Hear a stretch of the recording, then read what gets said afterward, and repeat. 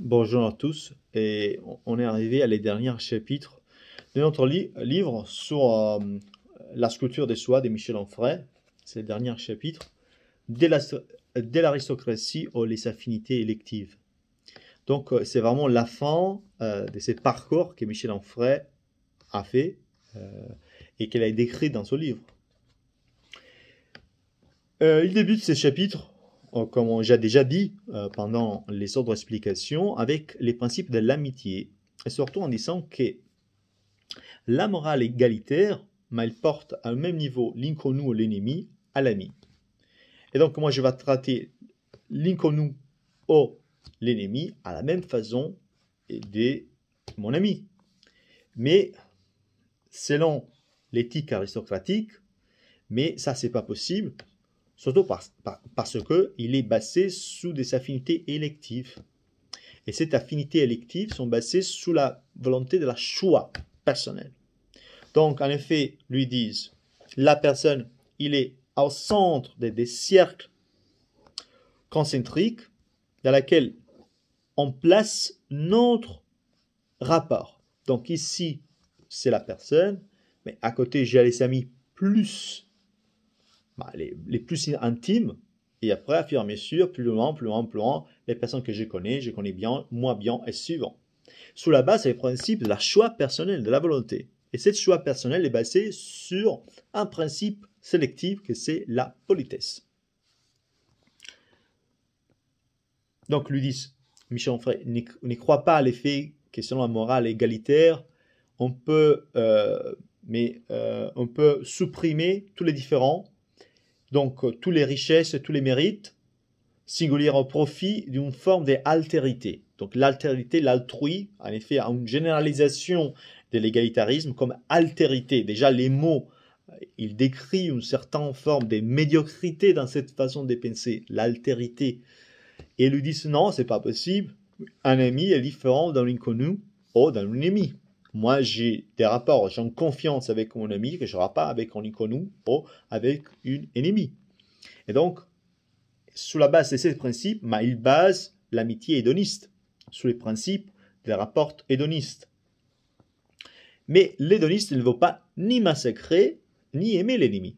Donc en effet, l'hédoniste, il n'est pas là pour tuer l'ennemi, ni par contre être ami de l'ennemi, non plus. Dans la logique aristocratique, il faut appliquer les principes de la choix volontaire basés sur un principe sélectif de la politesse. Et la politesse,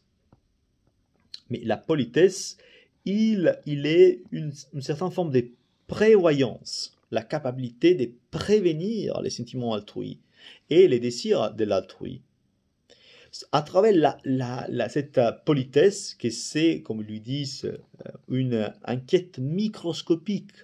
En effet, la politesse est un sentiment, moi je suis poli, au nom de personne est poli, lorsqu'on est capable de comprendre à pour avant les sentiments de l'autre et lui pas communiquer des choses qui ne sont pas bien accueillies dans l'autre personne. Je ne vais pas dire en personne que je sais il n'y a pas une chose, mais est-ce que tu aimes ça?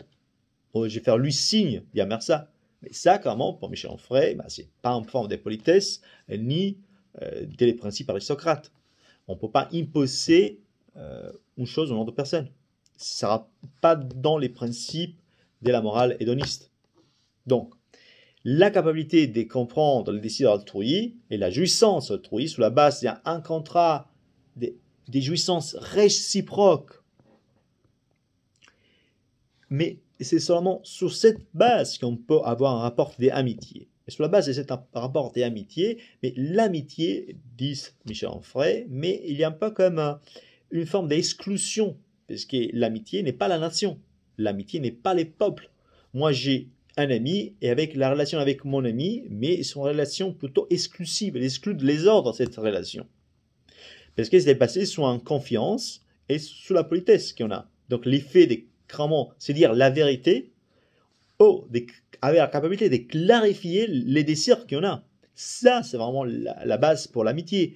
Et surtout, et Michel Onfray dit, l'amitié est basée sur les actes d'amitié, plus que sur l'amitié.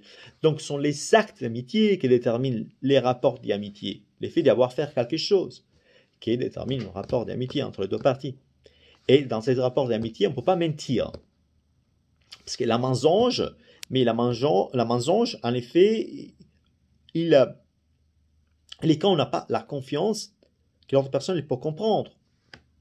Ou qu'il y a les capacités intellectuelles de nous comprendre. Et là, si on n'a pas cette confiance de clarifier, on ne peut pas avoir de l'amitié, dit Michel Onfray, dans les rapports hédonistes. Mais, dit aussi, il n'y a pas seulement des principes de politesse contre les mensonges sociaux hypocrites. Donc là, mais pas des politesses. Les mensonges sociaux hypocrites, il faut absolument les rejeter. Même sans politesse. Et, clairement, mais on a dit que la personne est ici au centre de plusieurs cercles autour de cette personne, et la position dans ce cercle concentrique dépend de notre rapport avec la personne. Donc, il est dynamique, n'est pas pour l'effet qu'on est dans les premiers cercles, qu'on sera toujours dans les premiers cercles, pour passer à le deuxième, le troisième, ça dépend de notre relation avec l'autre personne. Parce qu'il y a aussi l'amitié, elle peut se saturer, d'où à l'usure, à autant. Donc oui, la politesse est l'art des enquêtes microscopiques. Parce qu'à travers ces sensibilités exacerbées, on peut vraiment éviter de porter de la nuisance à une autre personne. Ou lui faire signe au mot d'une chose qu'elle ne veut pas les savoir, ou comprendre, n'accepte pas.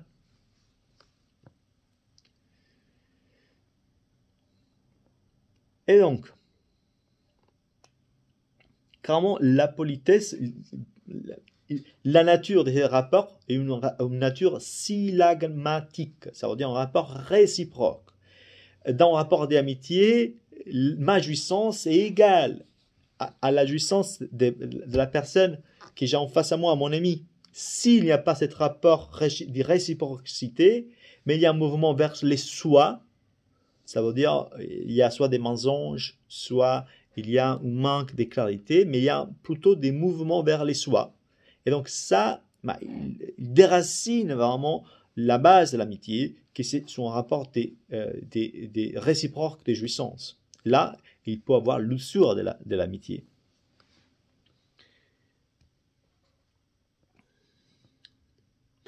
Et pour terminer, ils disent qu'il parle aussi de la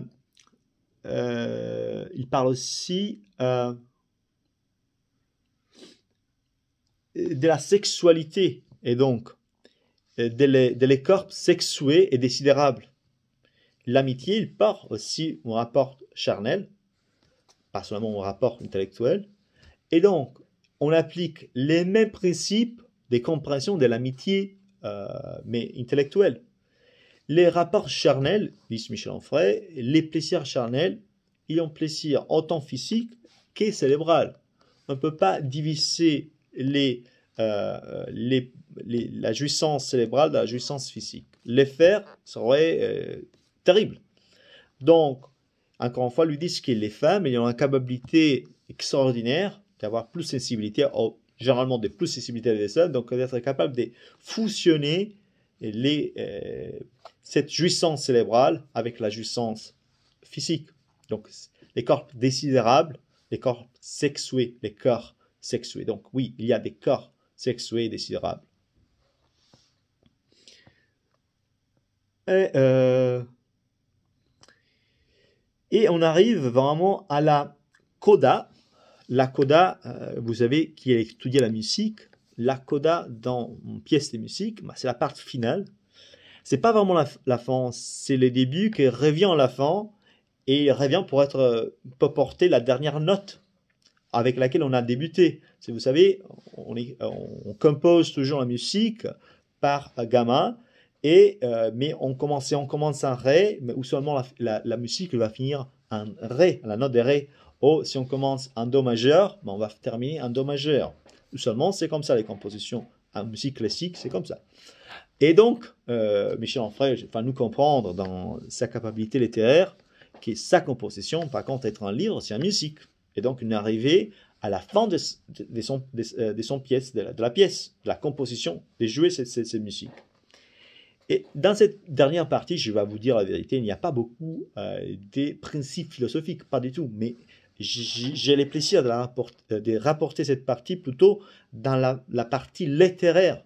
Michel Onfray fait preuve d'être un écrivain et plutôt un écrivain poétique. Et j'ai rapporté quelques sentences pour vous faire preuve de sa capacité littéraire, qui sont très bonnes, clairement. Et tout d'abord, lui disent, au début de la coda, lui disent, mais j'ai débuté ce livre et sur la base parce que j'étais inspiré par Zarathustra, Nietzsche, c'est les philosophes qui inspirent Michel Onfray. Zarathustra, les livres un des plus connus de Nietzsche, mais il est en effet il est commencé, il est débuté entre la Suisse et l'Italie. Donc Nietzsche il fait un voyage où il trouve l'inspiration pour écrire ce livre. Et lui, il veut faire la même chose. Donc lui est déjà parti en Venise, Michel Onfray, où il a retrouvé cette statue de Les Condottieri, il a eu cette rêverie d'écrire ce livre.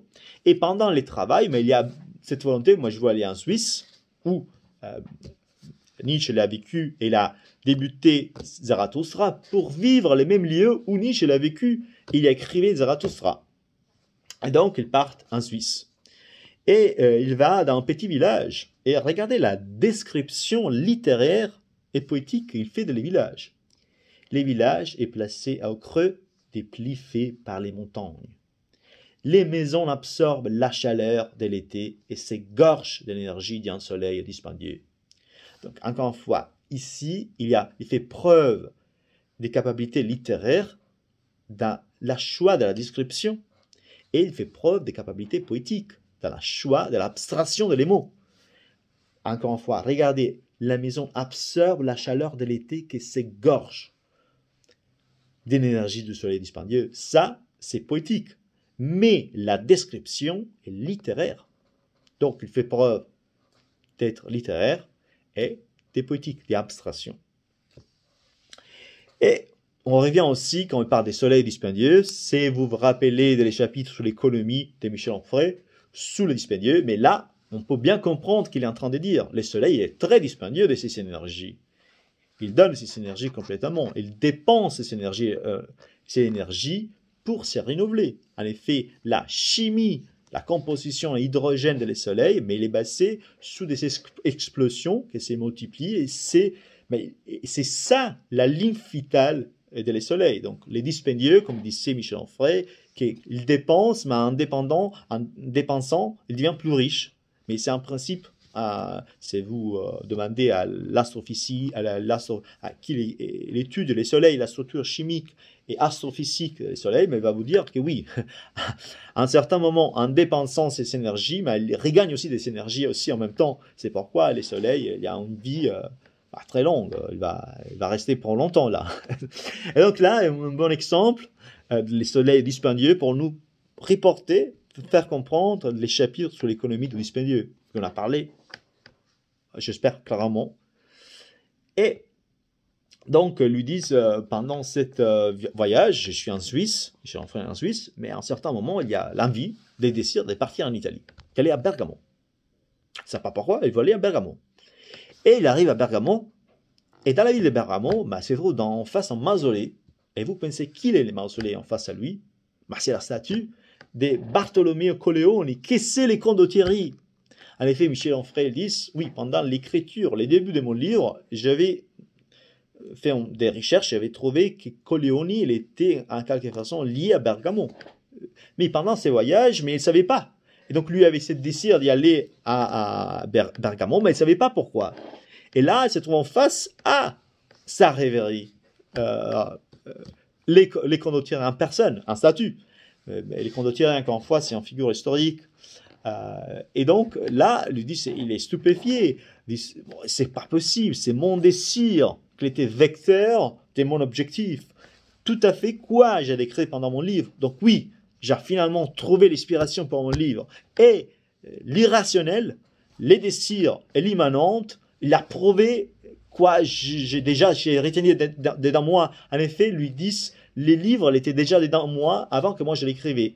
Et c'était cette rêverie qu'il a porté à l'écrire. Et ça, il est confirmé dès cette vision, de l'effet d'y aller à Bergamo sans le savoir, sans savoir même la pensée que là, elle était la ville de naissance de Bartolomeo Colleone, et trouver Bartolomeo Colleone en face à lui. Alors là, c'est la confirmation, oui, je vais écrire ce livre, La sculpture des soies, et mes désirs, l'immanence des faits, mais prouve, oui, que je dois les faire. Voilà. Ça, c'est la fin de cette aventure avec la sculpture des soies. J'espère que vous avez eu de plaisir. Et j'espère que vous avez bien compris, parce qu'avec cette explication, mais je pense que c'est vraiment clair, cet livre, qui peut être très difficile à comprendre pour l'effet qu'il y a beaucoup de conseils, et il est difficile, et il y a beaucoup de choses à comprendre et à savoir. Donc j'espère que c'était clair, et je suis toujours ici pour répondre à votre question, si vous avez des questions sur les sujets. Et voilà, bonne journée à vous.